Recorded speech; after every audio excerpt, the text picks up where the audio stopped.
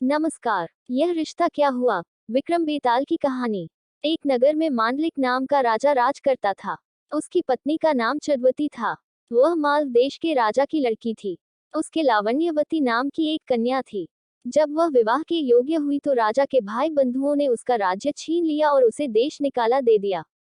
राजा रानी और कन्या को साथ लेकर मालव देश को चल दिया। रात को वे एक वन में ठहरे। पहले दिन चलकर भीलों की नगरी में पहुंचे। राजा ने रानी और बेटी से कहा कि तुम लोग वन में छिप जाओ, नहीं तो भील तुम्हें परेशान करेंगे। वे दोनों वन में चली गईं। इसके बाद भीलों ने राजा पर हमला किया। राजा ने मुकाबला किया, पर अंत में वह मारा गया। भील चले गए। उसके जाने पर रानी और बेटी जंगल से निकलकर आईं और राजा को मरा देखकर बड़ी दुखी हुई। वे दोनों शोक करती हुई एक तालाब के किनारे पहुंची। उसी समय वहां चंद्र सिंह नाम का साहूकार अपने लड़के के साथ घोड़े पर चढ़कर शिकार खेलने के लिए उधर आया। दो स्त्रियों के पैरों के निशान देखकर साहूकार अपने बेटे से बोला, अगर ये स्त्रियां मिल जो तो जाए, जिससे चाहो विवाह कर लेना। उद्धरण चिन्ह। लड़के ने कहा, छोटे पैर वाली छोटी उम्र की होगी, उससे मैं विवाह कर लूंगा। आप बड़ी से कर लें।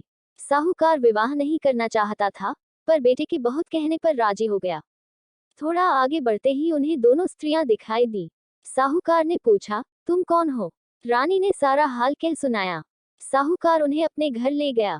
संयोग से रानी के पैर छोटे थे, पुत्री के पैर बड़े, इसलिए साहूकार ने पुत्री से विवाह किया। लड़के ने रानी से हुई और इस तरह पुत्री सास बनी और माँ बेटे की बहू। उन दोनों के आगे चलकर कई संतानें हुई। इतना कहकर बेताल बोला, राजन, बताए, माँ बेटी के जो बच्चे हुए, उनका आपस में क्या रिश्ता हुआ? यह सवाल सुनकर राजा बड़े चक्कर में पड़ा। उसने बहुत सोचा, पर जवाब न सूझ पड़ा, इसलिए वह चुपचाप चलता रहा। बेताल यह देखकर बोला, राजन, कोई बात नहीं है। मैं तुम्हारे धीरज और पराक्रम से खुश हूँ। मैं अब इस मुर्दे से निकला जाता हूँ। तुम इसे योगी के पास ले जाओ। जब वह तुम्हें इस मुर्दे को सिर झुकाकर प्रणाम करने को कहे तो तुम कह देना कि पहले आप करके दिखाओ। जब वह सिर झुकाकर बतावे तो तुम उसका सिर काट लेना।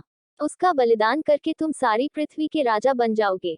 सिर नहीं काटा तो वह तुम्हारी बलि देकर सिद्धि प्राप्त करेगा। इतना कहकर बेताल चला गया। Thanks for watching.